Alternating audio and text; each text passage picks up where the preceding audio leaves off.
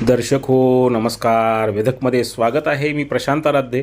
एक ताजी घडामोड अशी आहे की सोलापूर शहराला पाणीपुरवठा करण्यासाठी उजनी धरणातून समांतर पाईपलाईन झाली आहे. त्यामुळं शहराच्या पाणीपुरवठ्याची सोय झाली आहे.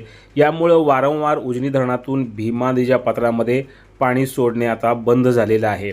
यावेळी केवळ 2च आवर्तनं ही भीमा नदीमध्ये सोडली गेलेली आहेत, एक रब्बीच्या काळात आणि एक आता उन्हाळा काळामध्ये.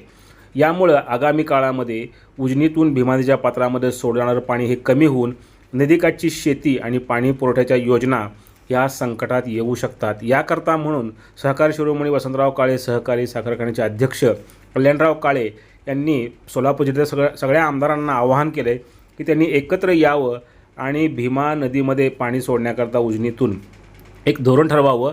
याचबरोबर भीमा नदीवर बंधारे मोठे बॅरेजेस बांधावेत. सध्या 28 बंधारे हे भीमा नदीवर आहेत. त्यापैकी 14 बंधाऱ्यांचं रूपांतर हे मोठ्या बॅरेजेसमध्ये करावं आणि यामध्ये पावसाळा आणि नंतरच्या काळात पाणी सोडून साठवण करावी आणि नदीकाठच्या पाण्याची सोय करावी. याकरता सर्व आमदारांनी आता पक्ष पार्टी हे न पाहता एकत्र यावं आणि विधिमंडळामध्ये यावर आवाज उठवावा अशी त्यांनी मागणी केली आहे. काय म्हणाले कल्याणराव काळे पहा.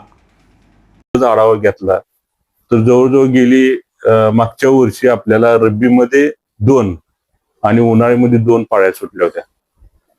आता ह्यावेळेस आपण बघितलं तर रब्बीमध्ये एकच पाळी सुटली आणि उन्हाळ्यात आता एकच पाळी सुटलेली आहे.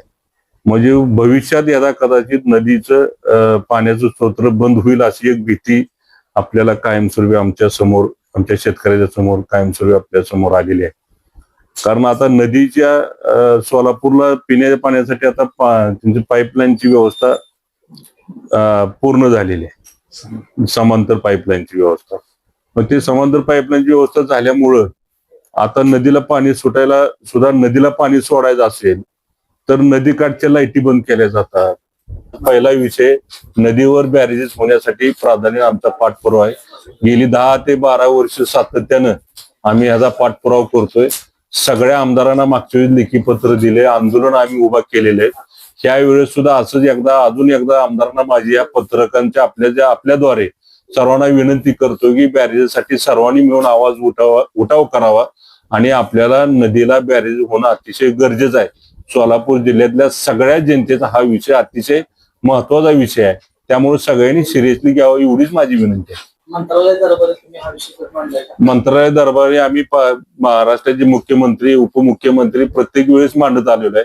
ह्यावेळेस सुद्धा अजून मांडणार आहे. पण मी एकटं मांडणं आणि सगळ्या आमदारांनी मिळून मांडणं ह्याच्यात जमीन आसमानचा फरक आहे. सगळ्या आमदारांनी हा प्रश्न मांडला तर अजून चांगलं होईल. मला ह्याच्यात काय राजकारण करायचं नाही, कोणाचं एकमेकाबद्दल कोणाचा हे करणार नाही आम्ही. तर सर्व आमदारांनी मिळून ताकद आपण लावली पाहिजे आपल्या जनतेच्या हितासाठी, शेतकऱ्याच्या हितासाठी. त्यांना आपण मांडणी करतोय, सगळ्यांना मांडणी. पण शेवटी हो का आपल्याला काय वाटतं, सोलापूर जिल्ह्यातल्या सगळ्या आमदारांनी जोपर्यंत एकत्र येऊन मांडत नाहीत तोपर्यंत हे म्हणजे महत्व आपल्या लक्षात सरकारच्या लक्षात येणार नाही असं मला वाटतं. 8 वर्षांपूर्वी तुमच्याच कारखान्यावर पवार साहेब होते. त्यानंतर तुम्ही त्या ठिकाणी बोलताना हा धोका अधोरेखित केला. समांतर पाईपलाईन नंतर काय परिस्थिती हे आपल्या तालुक्यातल्या जिल्ह्यातल्या नेत्यांनी गंभीरपणे घेतलं नाही असं तुम्हाला नक्कीच झाले तसं. आज मला सांगा, मागच्या वेळेची 4 रब्बीला 2 पाळ्या मिळाल्या आणि उन्हाळी 2 पाणी मिळाले उजनीच्या नदीच्या माध्यमात. आज किती मिळाले बघा, रब्बीला एकच सुटले आणि उन्हाळी आता एकच चालू, 2 पाळ्यावर आले. उद्या भविष्यात पाणी सुटणार नाही नदीला.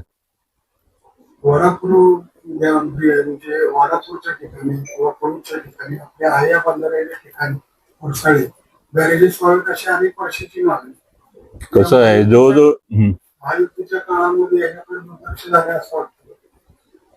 महायुती ह्याला मी राजकीय रंग देणार नाही. फक्त सोलापूर जिल्ह्यातल्या सगळ्या आमदारांनी पाण्याचा प्रश्न सगळ्यांसाठीच आहे. हा काय कल्याणराव काळेचा वैयक्तिक एकट्याचा नाही, सगळ्याचाच पाण्याचा प्रश्न महत्वाचा आणि त्यासाठी आम्ही सातत्यानं आवाज उठवतोय. शेवटी आम्हाला पण थोडं लिमिटेशन आहे. आवाज उठवायचा, रस्त्यावर उतरणं, काय आम्ही करणं, इथं पण लिमिटेशन आहे आम्हाला सुद्धा. पण सगळ्या आमदारांनी एकत्र येणं आणि अधिवेशनात प्रश्न मांडणं ह्याच्यात जमीन आसमानचा फरक. जर सगळ्या आमदारांनी एकत्र येऊन मांडलं तर एका वर्षात हे प्रश्न सगळे मार्गी लागतील. कारण सरकारला तेवढं लक्ष द्यावं लागणार आहे. 12 TMC पाणी सोलापूरसाठी सोडलं जाणार वाचण्यात. अशा वेळेला कालव्याचा दर्जा दिला जावा अशी एक मागणी पुढे येत होती. त्याबद्दल काय? कालव्याचा दर्जा तर नदीला मिळालाच पाहिजे. पहिलं मला सांगा, नदीला तुम्ही नदीचं पाणी बंद करायचं आणि कॅनलनं पाणी सोडायचं. आम्ही म्हणत नाही कॅनलनं पाणी सोडू नका, कॅनलला पाणी सोडलंच पाहिजे, पण नदीला पण पाणी सोडलं पाहिजे. पहिले मेन कुठं आहे? नदी मेन आहे पहिली. आज पंढरपूर एवढं दक्षिण काशी म्हणून आज विठ्ठलाकडे बघितलं जाते. आता दोंडाचा महिना, आता अधिक मास चालू होतो. एवढी लोक देशातून राज्यातून येणार आहे. मग अशा लोकांना नदी वाहती पाहिजेच ना पाण्याने. निरेचा कालवा 12 हो, आणि 2 नंबर धरण आहे राज्यातलं 110 टीमची 110 टीमची. आणि आपल्याला पाण्यासाठी बांधावं लागतं. सोलापूर जिल्ह्यात राजकीय ताकद कमी पडते काय म्हणा, म्हणजे इच्छाशक्ती कमी पडते. आता तुम्ही जो प्रश्न मांडताय तसं माझ्या आमचा परिचय सुद्धा 10 वर्षापासून बॅरेजेसचाही मुद्दा मांडताय, तुम्ही सुद्धा मांडताय.